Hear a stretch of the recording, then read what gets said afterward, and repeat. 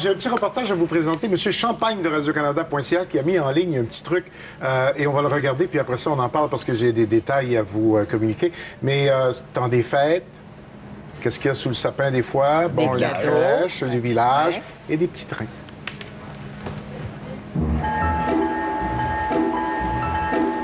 Mon premier train, je l'ai eu, j'avais 6 ou 7 ans. Après ça, j'ai dégagé ma vie. Quand j'ai pris ma retraite, que là, je suis revenu au train électrique, il y a, dans la passion que j'ai pour les trains électriques, un côté nostalgique qui se transporte depuis mon enfance. En réalité, je revis mon enfance, mais avec beaucoup plus de connaissances, beaucoup plus de capacité à comprendre ce qui se passe, beaucoup plus de moyens financiers, évidemment. Dès mon enfance, plus jeune âge, on a joué avec des trains. Les trains faisaient partie de notre environnement. C'était dans le cœur. L'univers des trains électriques est un hobby assez intéressant parce que ça nous permet d'aller toucher à tellement d'habilités pour avoir des qualités au niveau de pouvoir travailler le bois. Tout ce qui est électrique, tout ce qui est le côté social, présenté aux gens. Bref, vous voyez que c'est pas juste des petits trains, c'est très, très, très, très large que ce que ça nous apporte. Alors moi, ce qui m'attire beaucoup à l'intérieur de ça, c'est le maquettisme.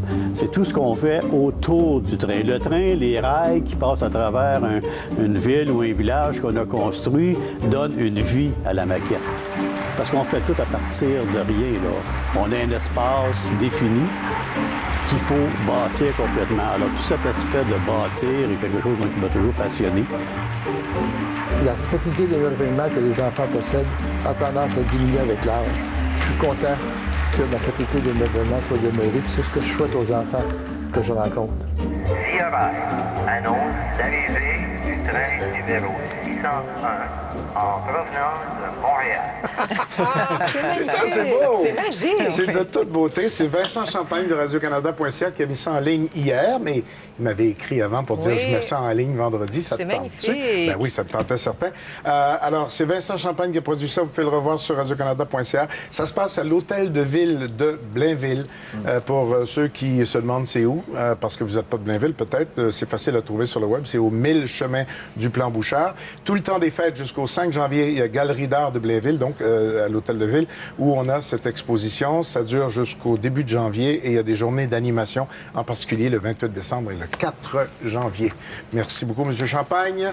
Et puis, moi, ça m'impressionne à chaque fois. Puis dans un monde virtuel, c'est beau de voir ces jouets-là, concrets. Oui. Puis, ça rappelle ces hommes qui redeviennent des enfants, mais en même temps avec toute la logique de la maquette. Et la nostalgie. Oui.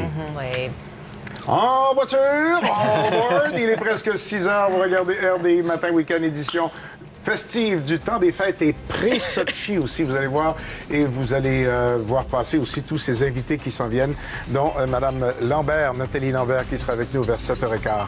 Mais là, on commence par le commencement. Il y a les nouvelles qui s'en viennent. Merci beaucoup d'être là. Bon samedi, bon temps des fêtes. À tout de suite.